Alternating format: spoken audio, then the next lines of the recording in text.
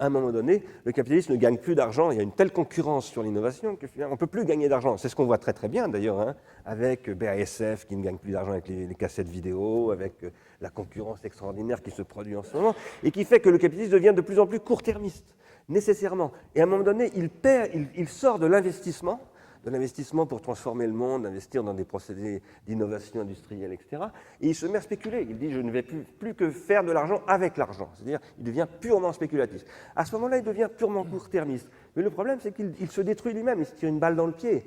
Le cas absolument caricatural de ça étant Madoff, c'est-à-dire qu'à un moment donné, il n'a plus aucune rationalité économique, aucune rationalité y compris capitaliste.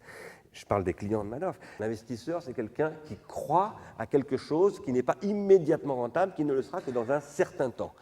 Les gens comme Madoff ne sont pas du tout sur ce schéma-là. Hein. Et d'une façon générale, la financiarisation n'est pas du tout sur ce schéma-là. Il faut gagner de l'argent tout de suite. Absolument tout de suite, tout comme le consommateur, et en particulier l'enfant qui est visé par le marketing pour prescrire le comportement de ses parents, veut absolument tout de suite. Et ça, c'est une société qui n'est pas viable. Pas trop d'accord avec toi, Bernard, sur Madoff. Madoff, il savait ce qu'il faisait. Et son truc était rationnel. Et son truc pouvait marcher, et a marché pendant un certain temps. Bon, ce qu'il faisait s'appelle en anglais un Ponzi scheme, du nom d'un escroc qui s'appelait Ponzi. En français, je crois qu'on parle de schéma pyramidal ou quelque chose de genre. Bon, ça consiste tout simplement à recruter de plus en plus de pigeons qui apportent leur argent, ce qui permet avec cet argent, des nouveaux, de payer sur les anciens, de payer aux anciens des intérêts faramineux et, s'ils le demandent, le remboursement de leur capital. Ceci peut très bien marcher à condition que l'horizon temporel soit, sinon infini, du moins indéfini. C'est si vrai qu'il y a des exemples. Je me demande même si Madoff a commis ça paraît à peu près clair, mais ce n'est pas si évident que ça, des choses illégales.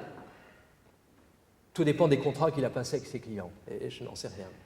Mais ceci se pratique par exemple dans l'édition en sciences humaines. Vous connaissez le schéma, le rapport éditeur-libraire, n'est-ce pas, avec le remboursement des retours. Bon, donc les éditeurs ont globalement intérêt à produire le plus de livres, puisque ce sont les libraires qui les achètent. Et pourquoi est-ce que les libraires les achètent? Parce que les libraires savent qu'ils seront remboursés s'ils n'arrivent pas à vendre les livres en question. Mais supposez qu'on ait une pyramide, de plus en plus de livres sortent, tout le monde y gagne. Ben évidemment, la pyramide ne peut pas s'évaser indéfiniment. Et Madoff le savait très bien. Simplement, il espérait que ce moment viendrait le plus tard possible et qu'il réussirait à se retirer avant. Donc il y a une parfaite rationalité là-dedans. Il faut un horizon temporel indéfini pour que tout ça marche.